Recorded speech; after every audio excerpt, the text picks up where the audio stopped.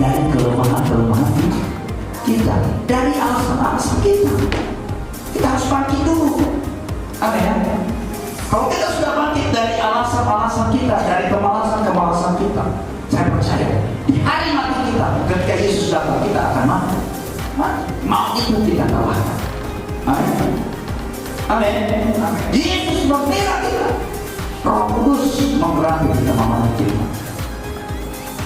Tetapi ini bisa terjadi kalau pengertian kita, pengenalan kita akan Tuhan benar. Amin.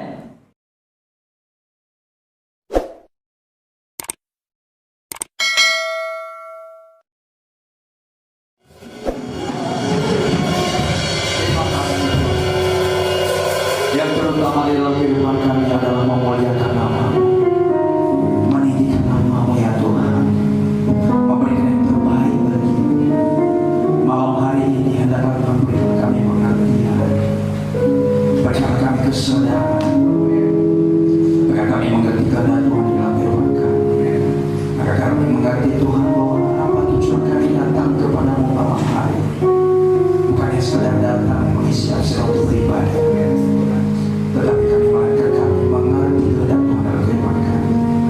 Kami menemukan suatu perubahan, peningkatan dalam kehidupan kami, untuk lebih bertumbuh lagi, lebih dewasa lagi di dalam firman Tuhan.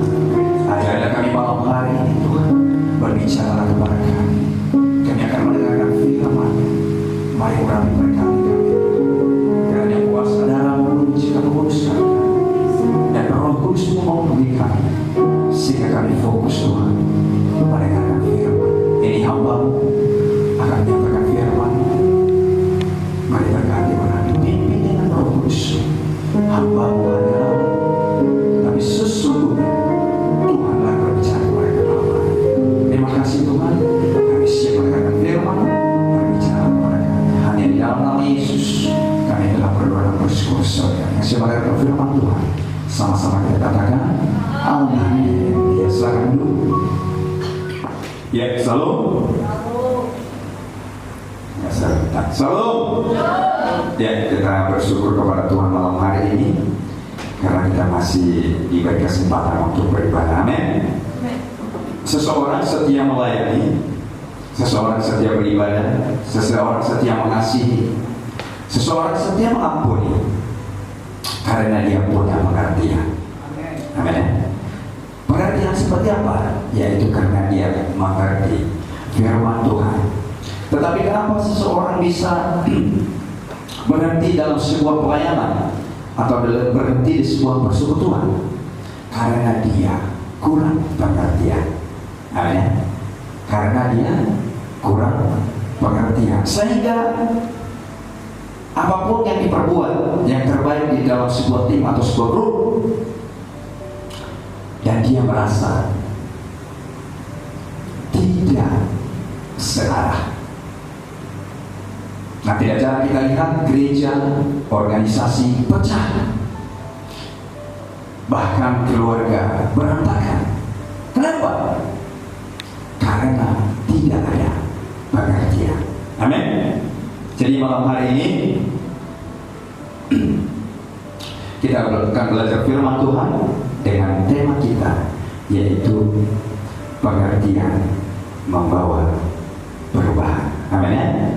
Kita mengerti mana yang terutama dan mana yang tidak terutama.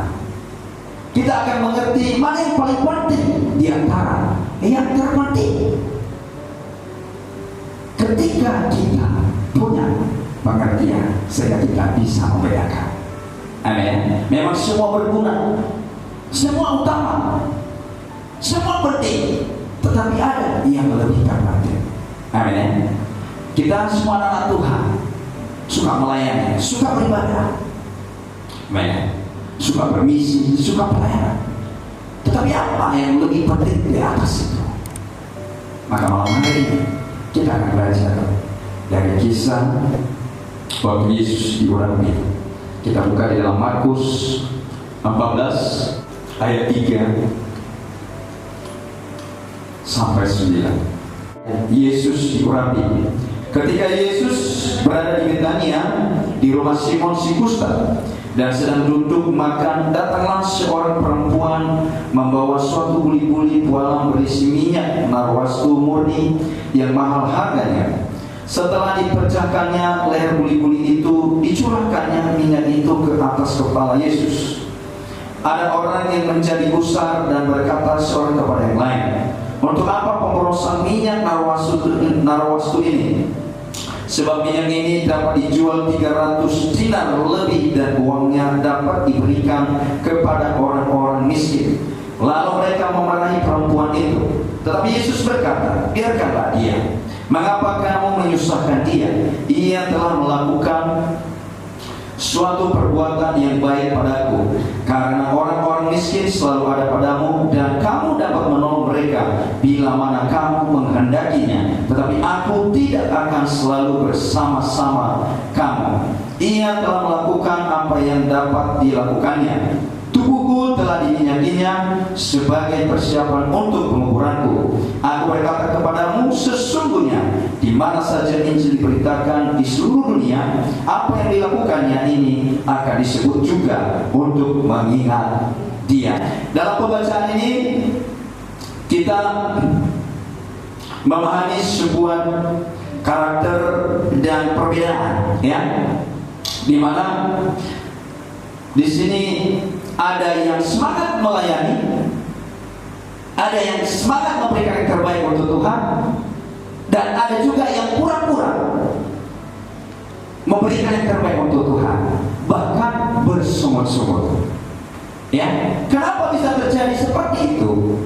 Karena pola pikir dan pengertian mereka sangat berbeda. Amin. Kita melihat kisah seorang perempuan ini.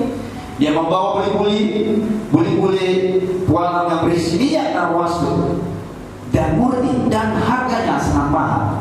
Ya, ini adalah seorang perempuan yang sangat semangat, antusias memberikan yang terbaik untuk Tuhan. Kenapa dia berani memberikan? Karena pengertiannya benar. Ya, tidak jarang terjadi hal ini juga sama kita. Dan kita lihat kisah yang kedua di ayat 4. Ada orang yang menjadi gusar dan berkata seorang kepada yang lain, "Untuk apa pemborosan minyak narwastu ini? Sebab minyak ini dapat dijual 300 dinar lebih dan uangnya dapat diberikan kepada orang-orang miskin." Lalu mereka memarahi perempuan itu. Ya. Lalu mereka memarahi perempuan itu. Nah, di sini kita lihat gambarannya. Mereka berkawan dengan Yesus. Mereka seolah-olah membela Yesus. Mereka seolah-olah mereka membela pelayanan. Ini orang-orang hebat dalam misi. Mereka menjangkau orang-orang miskin. Maka di sini, mana yang terpenting? Kita yang bertumbuh dalam rohani bukan hanya sekedar melayani, tapi kita harus mengerti kehendak Tuhan. Mana yang terpenting dalam kehidupan kita? Ada pernah lupa, saya pernah baca firman Tuhan berkata bahwa pergunakanlah waktu yang ada.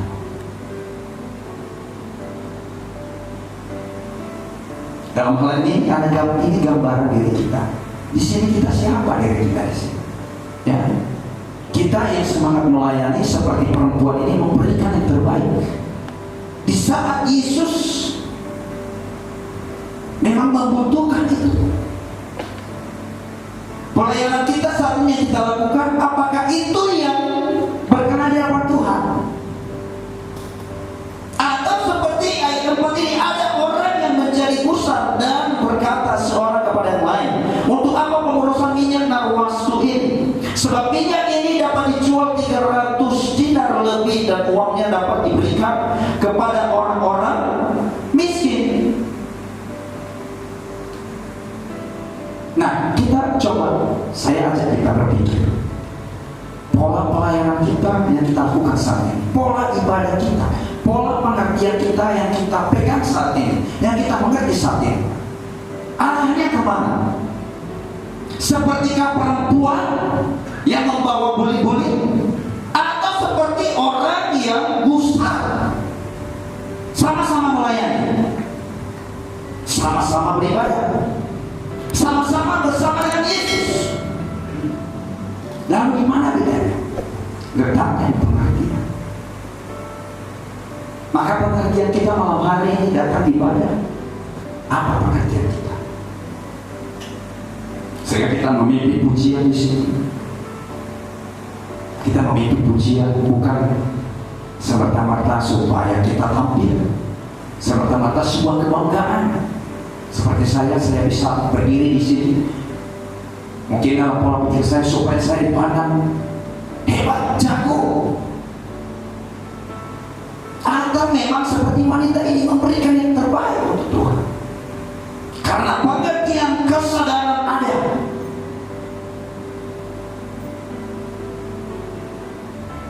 Lalu apa pernyataan Yesus? Ayat ke-6. Tetapi Yesus berkata, biarkanlah dia. Mengapa kamu menyusahkan dia?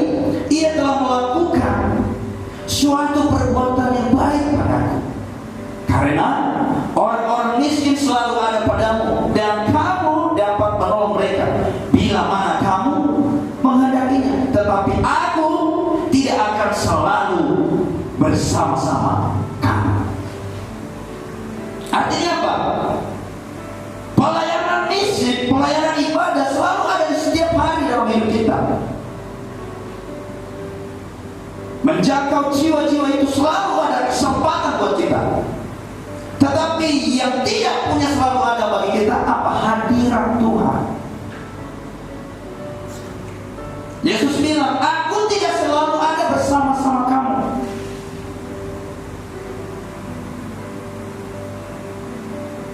Jadi jangan lari perempuan itu. Dia telah memberikan yang terbaik untukku.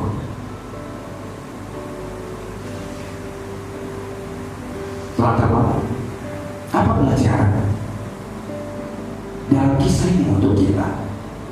Di sini kita harus butuh hikmat Tuhan, butuh pengertian Tuhan, bahwa setiap pelayanan yang kita kerjakan itu perlu kita uji, perlu kita kaji.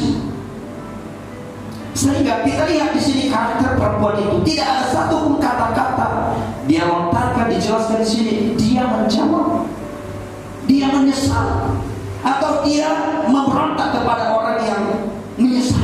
Enggak ada. Tetapi siapa yang membela dia? Yesus sendiri membela dia.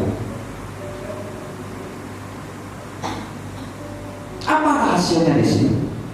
Yang kita berikan pelayanan, kita berikan pertolongan, sesuatu pelayanan yang bagus kepada Tuhan dengan ikhlas, dengan tulus, sehingga umur pelayanan kita itu panjang. Mau dimarahi, mau diejek, ya kan? Ya nggak perlu masalah. Tetapi pengertian kita yang terpenting, pokoknya aku memberikan yang terbaik. Amin. Sehingga kita tidak mudah diombang-ambingkan. Kita memulai sebuah pelayanan, lalu datang orang mencibir kita, mengejek kita, akhirnya kita nangis.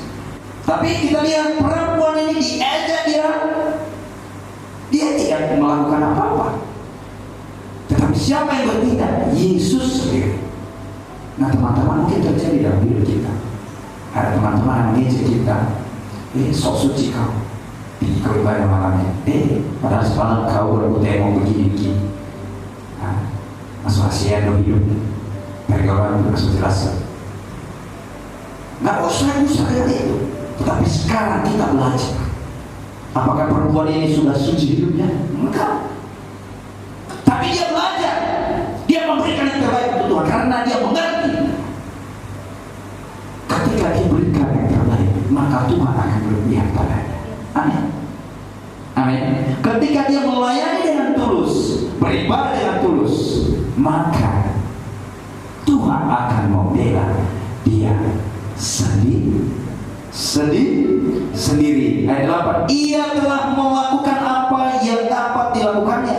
Tubuhku telah diminyakinya sebagai persiapan untuk penguburanku. Aku berkata kepadamu, sesungguhnya di mana saja Injil diberitakan di seluruh dunia, apa yang dilakukannya ini akan disebut juga untuk mengingat dia. Ini luar biasa. Teman-teman, saya ingin kita melayani, ya, diakui dan dibela oleh Yesus. Ya, Saya rindu kita beribadah setiap hari Sabtu seperti ini, atau di setiap ibadah raya kita setiap hari Minggu, di setiap persetujuan kita. Saya rindu kita dibela oleh Tuhan. Amin. Sekalipun ada orang yang tidak senang, ada orang yang mendemo kita, tetapi kita beriman, kita percaya ketika kita beribadah, Yesus membela kita. Amin. Amin. Sekarang ini dunia digemparkan oleh corona, dilarang ibadah. Tapi jangan terpengaruh, hatimu lah, pengertianmu luruskan kepada Tuhan. Percaya ada Yesus yang membelamu, jadi jangan mundur, jangan kendor semangatmu. Amin. Apa yang terpenting di sini? Ada 4 yang penting di sini kita lihat. Yang pertama yaitu pembentukan karakter. Ya, pembentukan karakter itu sangat penting. Ya, ada orang luar biasa dia pelayanan, penginjilan kemana-mana, berkhotbah kemana-mana, memimpin pujian kemana-mana, membagikan berkat kemana-mana. Tetapi ketika tersandung sedikit, emosinya juga berluap-luap luar biasa. Amin. Nah, di sini kita dibentuk, jangan hendaklah kita seperti itu. Udah diam saja, biarkanlah Tuhan yang membela kita. Mungkin di saat itu sakit, ketika kita dimarahi, dicaci maki, memang pahit, direndahkan itu tidak enak, dilarang itu tidak enak. Tapi diam saja. Tapi kemana kita? Serahkan saja kepada Tuhan. Biarlah kita punya pengertian yang tulus, yang benar, ya, untuk membangun hubungan kita dengan Tuhan. Sehingga nanti Tuhan sendiri yang membela kita. Kita lihat, ya, ujung-ujungnya nanti. Umurnya seberapa jauh? Amin ya. Umurnya seberapa jauh? Terus seberapa jauh kemampuannya? Seberapa besar ketahanannya? Yang dibutuhkan dalam iman bukan hanya soal IQ, kepintaran, ya, bukan itu. Tetapi yang dibutuhkan adalah soal ketahanan, kesabaran. Itu yang dibutuhkan. Kalau tidak sabar Pak Gembala, kalau Pak Gembala tidak tahan untuk membangun pelayanan ini, maka pelayanan ini akan tutup, gereja ini tidak berdiri. Tetapi karena Pak Gembala punya tekad kokoh imannya, kita lihat gereja ini berdiri. Hari ini kita beribadah dengan sukacita, dengan nyaman. Amin. Ya, kalau kita lihat, kita dengar kesaksian Pak Gembala untuk membangun pelayanan luar biasa. Secara logika tidak bisa terjadi. Tetapi karena Tuhan membela, maka gereja ini berdiri. Ya, dimulai dari pembelian tanah ini, ada orang yang berkorban sampai 400 juta. Terus ada lagi mencor ini, ada orang yang berkorban. Ya udah, gak usah bayar Pak Gembala, semua gratis. Ini luar biasa. Kenapa bisa terjadi? Karena hati tulus, semangat dan pengertiannya. Ya, sehingga Tuhan membela pelayanan. Jadi bukan soal IQ, soal kepintaran, soal hebat, bukan itu. Tetapi bagaimana hati kita tulus memberikan pelayanan itu kepada Tuhan. Amin. Jadi karakter kita yang perlu dibentuk di sini. Ya. Apa gunanya hebat, bisa berkhotbah, bisa memimpin pujian, bisa bermain musik, atau bisa melakukan sesuatu, tetapi karakter tidak seperti itu. Ada sedikit masalah, langsung tersinggung, langsung menyerah, langsung mandel. Ya, berarti karakternya belum terbentuk. Nah, supaya karakter itu terbentuk, maka dibutuhkan pengenalan akan Tuhan yang benar. Ya, supaya karakter kita terbentuk dengan bagus, dengan benar, maka kita harus punya pengenalan akan Allah yang benar. Ya, pengenalan akan Allah yang benar. Seperti apa? Ya, kita lihat Rasul Paulus di dalam Filipi 3 ayat 1 sampai 12. Saya bacakan untuk kita, kebenaran yang sejati. Menuliskan hal ini lagi kepadamu tidaklah berat bagiku, dan memberi kepastian kepadamu. Hati-hatilah terhadap anjing-anjing, hati-hatilah terhadap pekerja-pekerja yang jahat, hati-hatilah terhadap penyunat-penyunat yang palsu. Karena kita lah orang-orang bersunat yang beribadah oleh Roh Allah dan bermegah dalam Kristus Yesus, dan tidak menaruh percaya pada hal-hal lahiriah. Sekalipun aku juga ada alasan untuk menaruh percaya pada hal-hal lahiriah. Jika ada orang lain menyangka dapat menaruh percaya pada hal-hal lahiriah, aku lebih lagi disunat pada hari ke-8 dari bangsa Israel, dari suku Benyamin, orang Ibrani asli, tentang pendirian terhadap hukum Taurat.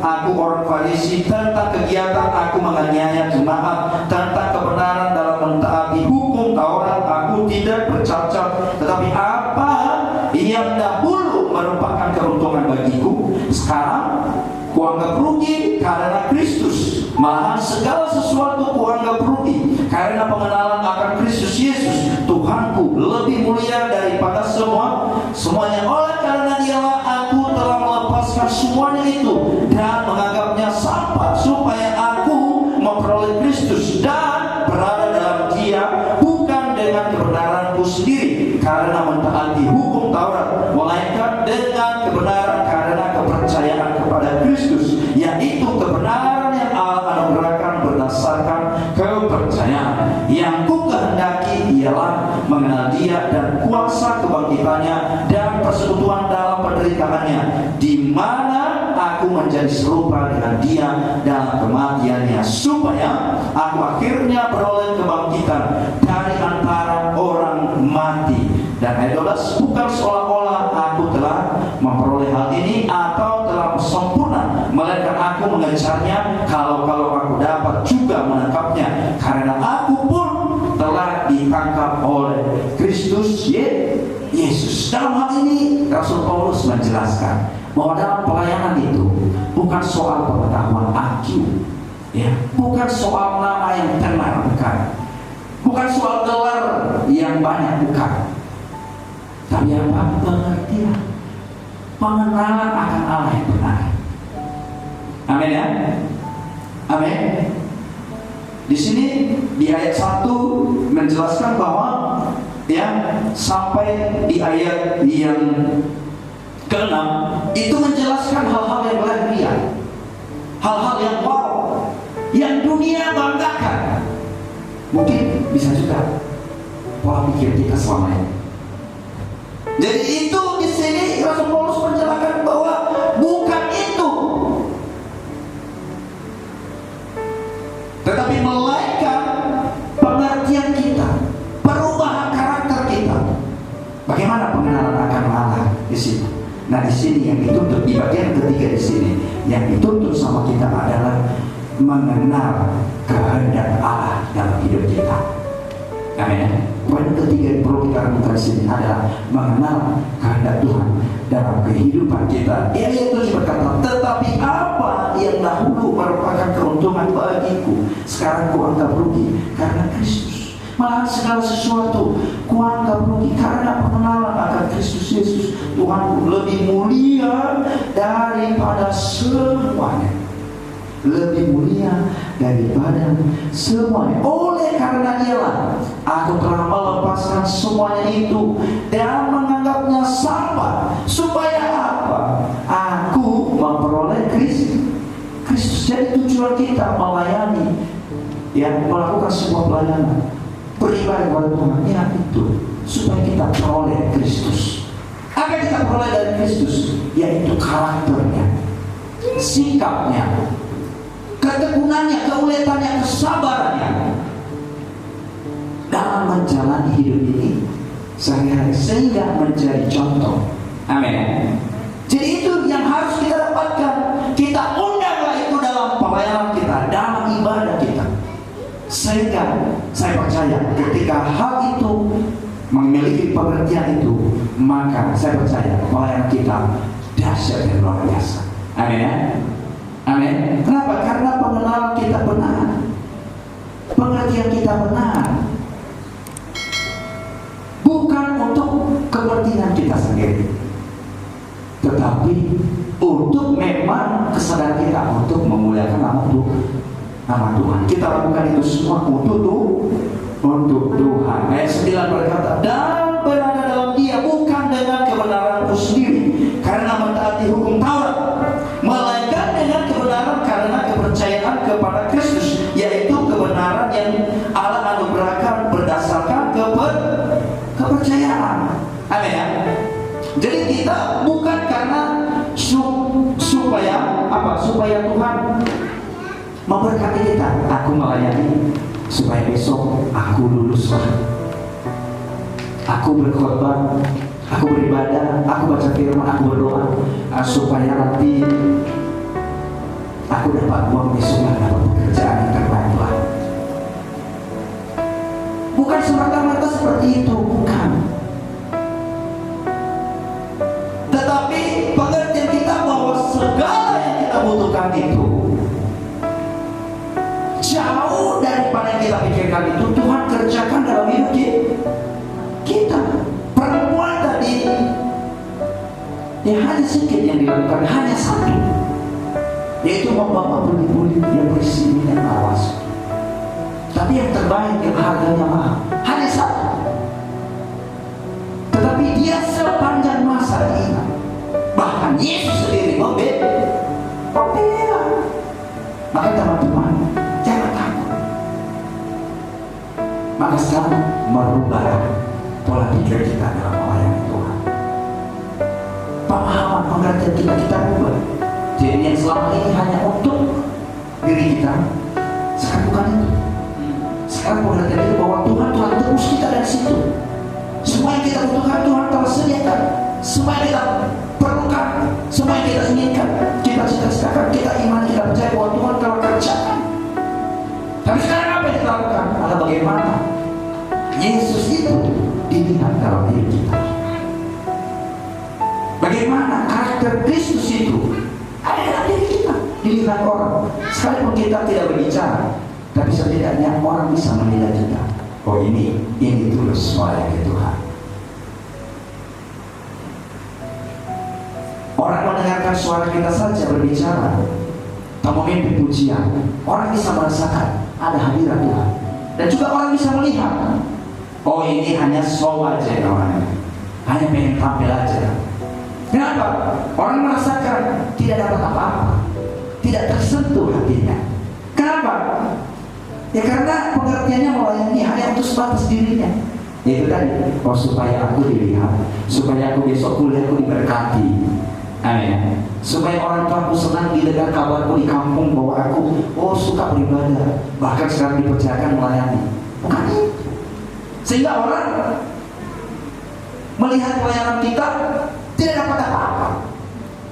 Padahal kita sudah luar biasa. Ya. Tapi padahal Tuhan tidak turut membela orang lain tidak diberkati. Maka di situ Rasul Paulus berkata bahwa semua yang kau anggap dulu itu kehebatan, keuntungan, tapi sekarang kau anggap merugi. Itu semua kau anggap sampah karena pengenalan akan Kristus. Jadi semuanya kita pusatkan kepada Kristus. Amin. Jadi kita melayani hari ini karena kepercayaan Tuhan kepada kita. Kita akan beribadah malam hari ini karena Tuhan mempercayakan kepada kita. Jadi teman-teman, mari kita melayani bukan hanya sebatas untuk kepuasan hati kita, tapi marilah kita ubah pengertian kita bahwa ini adalah anugerah Tuhan buat kita. Ketika kita percaya kepada Yesus, ada sebuah perubahan, ada sebuah pengertian yang terjadi, yang bertumbuh di dalam hidup kita. Amin. Sehingga kita tidak mudah digoyahkan, tidak mudah dipengaruhi, sehingga kita tetap berdiri dalam pelayanan kita. Jadi kita tidak melayani karena disuruh-suruh orang. Kita tidak melayani karena terpacu karena melihat orang. Tapi kita punya pendirian sendiri. Jadi bukan karena mentaati. Kalau mentaati berarti ada kemampuan kita, ada tenaga kita. maka sejauh manakah kita? Sebatas apakah kita mengerjakannya? Amin. Melakukannya. Kita punya keterbatasan. Tetapi kalau Allah sendirilah yang mengerjakannya dalam kita, maka tidak ada rasa lelah. Amin. Tidak ada rasa jenuh, tidak ada rasa bosan. Tetapi melainkan bertambah-tambahlah sukacita kita setiap hari melakukannya. Amin. Amin. Mari kita dapatkan ini malam hari ini pengertiannya. Ya, kita melayani karena kepercayaan di dalam Yesus, bukan mentaati, ya, bukan mentaati hukum Taurat, bukan mentaati peraturan, bukan. Tetapi karena kepercayaan di dalam Kristus. Jadi teman-teman, kalau Anda merasa lelah, merasa jenuh, merasa bosan di semua pelayanan, berarti koreksi hati Anda, koreksi pengertian Anda. Apakah pengertian Anda karena mentaati melakukan pelayanan itu, atau karena kepercayaan dalam Kristus? Baru kita koreksi. Kalau kita merasa jenuh di semua pelayanan, ya, merasa bosan, merasa tidak melakukan apa-apa, maka kita periksa diri. Sehingga tidak ada keterpaksaan, melainkan ada ketulusan, ada sukacita. Sehingga banyak orang diberkati, maka pelayanan kita berhasil. Bukan karena disuruh-suruh. Amin ya. Nah, jadi dilakukan dengan ikhlas. Itu nampak itu. Nampak. Ya. Sekalipun dia dilarang, tetapi dia akan berusaha mencari cara. Bagaimana dia bisa beribadah, bagaimana dia bisa melayani. Amin. Nah, kalau memang itu dilakukan dengan berdasarkan kepercayaan kepada Tuhan. Tetapi kalau nama taati, percayalah, datang aja hujan, udahlah, ledai aku tidur. Ya. Ada sedikit masalah, udahlah, nggak usah jadi lah, gitu. Nah, jadi tidak ada perasaan suaminya, tidak ada rasa semangatnya. Amin. Jadi teman-teman, malam hari ini mari punya pengertian yang benar, pengenalan benar, dan pengertian akan kehendak Allah yang benar. Biarlah seperti Paulus itu. Biarlah kita melayani karena percaya kepada Yesus. Biarlah kita beribadah karena percaya kepada Tuhan Yesus. Itu kita imani bahwa dianugerahkan Tuhan kepada kita berdasarkan kepercayaan kita kepada Yesus Kristus, bukan karena mentaati peraturan. Ya, karena hari ini hari Sabtu, berarti hari ini jadwal ibadah pemuda. Bukan karena itu, tapi melainkan kita datang malam hari ini karena memang kita percaya kepada Yesus Kristus, dianugerahkan Tuhan kepada kita, sehingga kita punya iman, punya keyakinan. Ayat 10, Rasul Paulus berkata, yang kukehendaki ialah mengenal Dia dan kuasa kebangkitannya dan persekutuan dalam penderitaannya, di mana aku menjadi serupa dengan Dia dalam kematiannya, supaya aku akhirnya beroleh kebangkitan dari antara orang mati. Ya, sebelum kita sampai dulu bangkit dari antara mati, pada hari ini kita harus bangkit dulu dari kelemahan kita, dari alasan-alasan kita. Kita harus bangkit dulu. Amin ya. Kalau kita sudah bangkit dari alasan-alasan kita, dari kemalasan kita, saya percaya di hari mati kita, ketika Yesus datang, kita akan mati. Maut itu kita kalahkan. Amin. Amin. Yesus membela kita, Roh Kudus memberani kita, memenuhi kita. Tetapi ini bisa terjadi kalau pengertian kita, pengenalan kita akan Tuhan benar. Amin. Ya, dan yang terakhir, poin yang terakhir yaitu kedewasaan di dalam Tuhan. Ya, pertumbuhan kedewasaan di dalam Tuhan. Ya, ada, kita buka di dalam Korintus 13, 1 Korintus 13 ayat 10, 11 sampai 13. Tetapi jika yang sempurna tiba, maka yang tidak sempurna itu akan lenyap. Ya, ingat ya. Mungkin selama ini pengertian kita kurang sempurna. Ketika datang yang sempurna, maka yang tidak sempurna itu akan hilang. Sekarang kita terimalah pengertian yang benar, yang sempurna di dalam kasih Kristus, percaya kepada Kristus. Ayat 11, ketika aku kanak-kanak, aku berkata kata seperti kanak-kanak. Aku merasa seperti kanak-kanak. Aku berpikir seperti kanak-kanak. Sekarang sesudah aku menjadi dewasa, aku meninggalkan sifat kanak-kanak itu. Karena sekarang kita melihat dalam cermin suatu gambaran yang sama-sama, tetapi nanti kita akan melihat muka dengan muka. Sekarang aku hanya mengenal dengan tidak sempurna, tetapi nanti aku akan mengenal dengan sempurna, seperti aku sendiri dikenal. Demikianlah tinggal ketiga hal ini, yaitu iman, pengharapan, dan kasih. Dan yang paling besar diantaranya ialah kasih. Nah, kita bertumbuh, kita dewasa di dalam apa?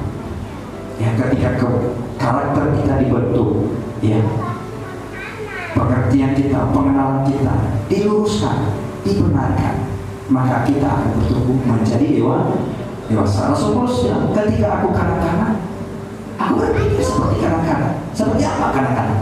Kalau ditegur dia malah nangis dia cengeng dia bisa ditegur. Nah, tapi kalau dewasa ditegur dia berpikir dia, oh mungkin baik itu. Ya udah, dia tidak menjawab.